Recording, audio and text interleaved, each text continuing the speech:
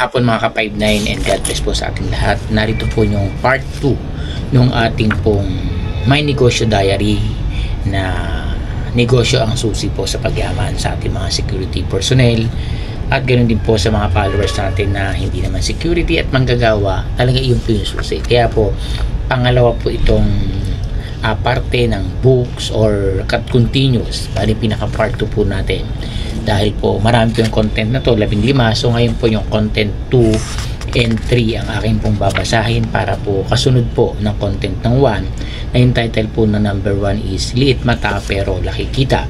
Ang content number 2 po and 3 ay Goals of this Negosyo Diary number 2 at content number 3 po natin, ikaw ba ay isang negosyante o isang negosyante? So pakinggan po natin mga ka-59 para po matuto po tayo ano po yung dapat natin gawin para hindi habang buhay manatili tayong isang manggagawa. Sabi ko nga po, hindi po masama maging empleyado habang buhay, pero hindi po masusustain yung mga needs natin pagka tayo'y nagkakaroon ng mga emergencies or kung ano may gusto natin, like makapamasyal tayo, makapag-travel, hindi kaya pong i-sustain ng sweldo lang po natin. Ano po, okay? So ito po yung part 2 po natin is Goals of this Negosyo Diary. Baguhin ang mindset. Sigurado ako na nakaramihan sa atin ay takot na magnegosyo. Natatakot na malugi kahit na hindi pa nakapagsisimula. Natatakot na maubos ang puhunan dahil sa maling kaisipan. Dapat ay baguhin natin ang ganitong pananaw. Paano natin malalaman ang isang bagay kung hindi natin susubukan? Paano tayo magtatagumpay sa pagninegosyo kung palagi tayong negatibo? Dagdagan ang kaalaman. Hindi sapat na malakas lang ang loob natin sa pagninegosyo. Hindi rin sapat na may puhunan lang tayo. Dapat ay sapat ang ating kaalaman sa pagtatayo at pangangalaga ng ating negosyo. Ang kaalaman sa pagninegosyo ang tutulong sa atin para maging matagumpay ito at mas lumago. Sabi nga ni Ernie Baron, knowledge is power. Magkakaroon ng sapat na kaalaman para paghanggaan ang kinabukasan. Magawa ang plano. Matapos na maitama ang maling mindset at matapos magkaroon ng sapat na kaalaman, ang susi sa matagumpay na pagninegosyo ay ang pagsunod sa mga aral na natutunan natin. Isabuhay ang mga kaalaman at gamitin sa mabuting paraan. Tandaan na baliwala ang lakas ng loob at kaalaman natin kung ang lahat ng ito ay pawang sa isip lamang. Kailangan natin itong isabuhay upang ito ay ating pakinabangan. Gawin ang plano at tiyak na magtatagumpay tayo sa pagninegosyo. I'll repeat. Kailangan po na baguhin ang mindset, dagdagan ang kaalaman, at gawin ang plano mula sa iyong mga natutunan sa librong ito.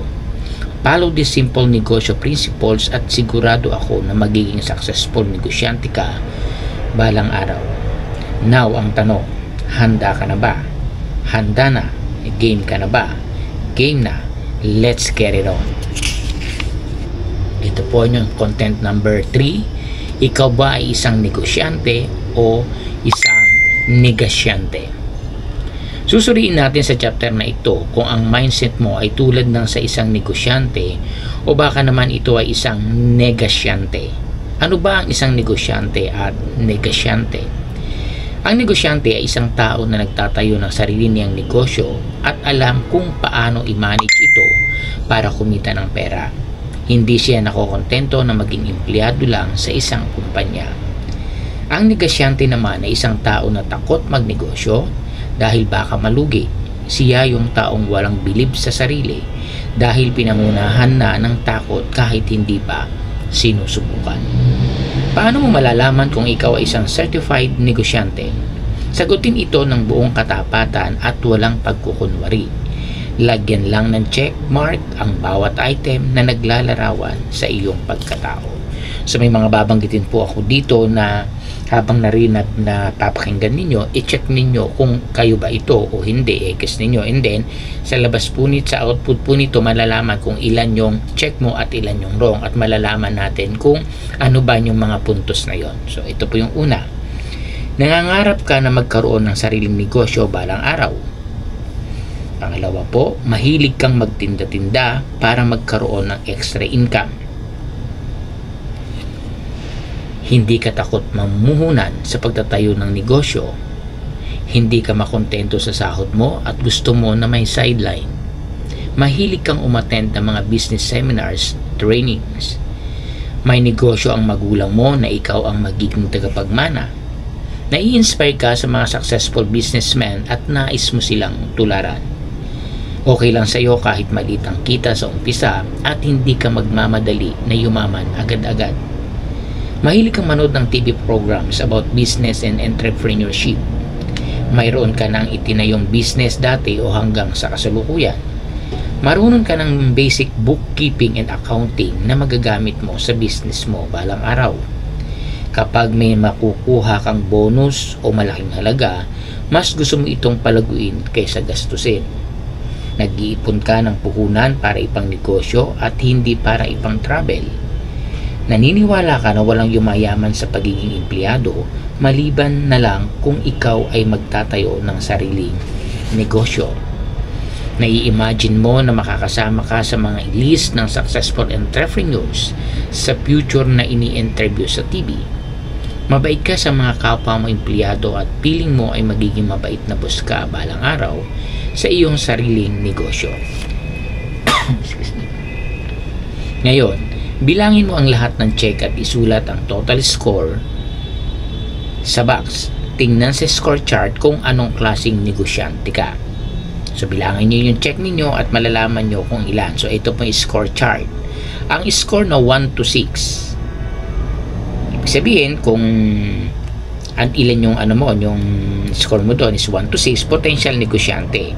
Congratulations, ipagpatuloy mo lang at nasa tamang landas ka.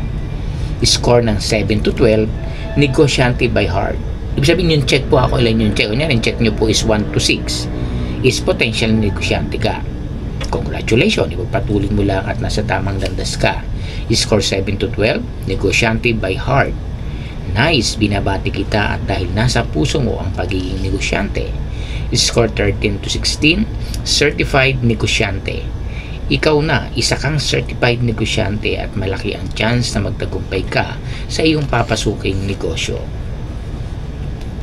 So ito naman po yung negosyante at negosyante. Ito yung mga sinasabi ng negosyante at ano naman ang sinasabi o nasa isip ng mga negosyante. Okay, pag negosyante ka, ang nasa isip mo, positibo na magtatagumpay ang negosyo. Pag negosyante, negatibo at takot sa na malugi ang negosyo. Kumbaga, positive and negative lang. Yun lang po yung kabaligtaran lang siya. Nang iniisip mo sa pagbibisa nyari, layaman ako, lalagong negosyo ko, negosyante ang isip mo. Pero yung negative, hindi makumataan na mag-ano sa negosyo, wala akong ano dyan, malulugi lang. Hindi ka pa man nagsisimula, lugi ka na talaga, negosyante ka. Ito pa po, nagsasaliksik para matuto, negosyante. Negosyante, ayaw magsaliksik at ayaw matuto. Negosyante, masipag at matyaga. Negosyante, inaasa ang pag-unlad sa swerte. Negosyante, nagpaplano para mas kumita ang negosyo. Negosyante, pinapabayaan ang negosyo kahit pa malugi. Negosyante, ginagamit ang kita pandagdag sa puhunan. Negosyante, ginagamit ang kita para pambili ng luho. Negosyante, hindi takot mag-innovate. Ibig sabihin na innovate, yung pagbabago, pinapaayos, pinapaganda, ginagawa ng mga additional na para maano yung negosyo niya. Negosyante yun. Ang negosyante, walang ginagawang paraan para paundarin ang negosyo. Negosyante, ginagawang aral ang mga pagkabigo. Negosyante, sumusuko na kaagad kapag nabigo. Negosyante, na-challenge sa mga kompetensya. Negosyante, natatakot sa mga kompetensya. Negosyante, mabait at may malasakit sa mga empleyado. Negosyante, hindi pinapahalagahan ang mga empleyado. Negosyante, naniniwala, nagiginhawa ang buhay sa pagnenegosyo. Negosyante, kontento ka ng maging empleyado habang buhay. So, yun po yung mga part 2 and 3 or content 2 and 3 ng book na May Negosyo Diary ni Sir Chinkitan. So, yung ating pong part 3 naman po sa susunod na po. So makikita nyo po yung kaibahan ng mga negosyante at negosyante sa 2 and sa content 2 and 3 po. Kaya dapat po pag-isipan natin kung kayo po ay nandun sa parte ng mga negosyante, gawin na po natin, simulan na.